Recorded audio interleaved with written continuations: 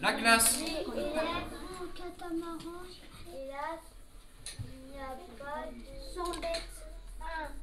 Alors, 2 mètres de coque.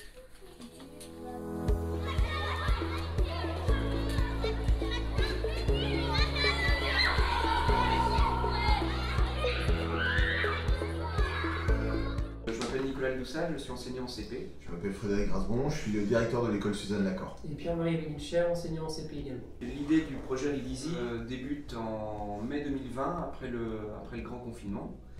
On a récupéré des élèves qui étaient déjà en fragilité de lecture avant le confinement. À l'époque, avec mon collègue Pierre-Marie, on créait des documents avec des aides particulières et on s'appuyait sur des couleurs pour aider les élèves. Les élèves, quand on les a récupérés, effectivement, avaient perdu le sens des couleurs, ne savaient plus quelle couleur utiliser, ne savaient plus où se repérer dans la façon de dire la couleur pour trouver le son cible, etc.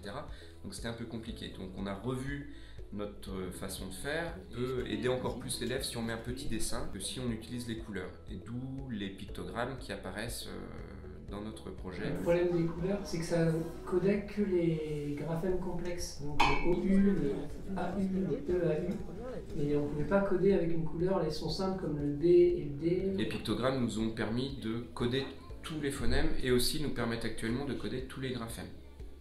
Donc l'enseignant peut choisir s'il décide de faire une entrée dans la lecture par phonème, par son. Et donc on s'est lancé dans l'aventure, on l'a appelé Ridizi et on l'a testé de septembre 2020 jusqu'à juin 2021 avec mon collègue Pierre-Marie. On a retravaillé tous nos documents, on a ajouté des pictogrammes et on s'est rendu compte assez vite que les élèves étaient en fort progrès. L'objectif d'une fin de CP, c'est d'arriver à lire 50 mots en 1 minute.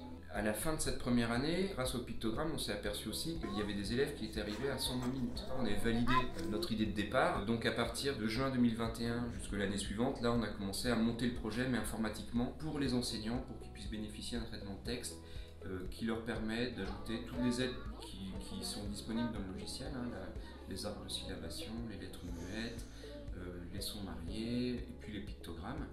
De pouvoir ajouter ça et puis surtout de le différencier pour chacun de ces élèves.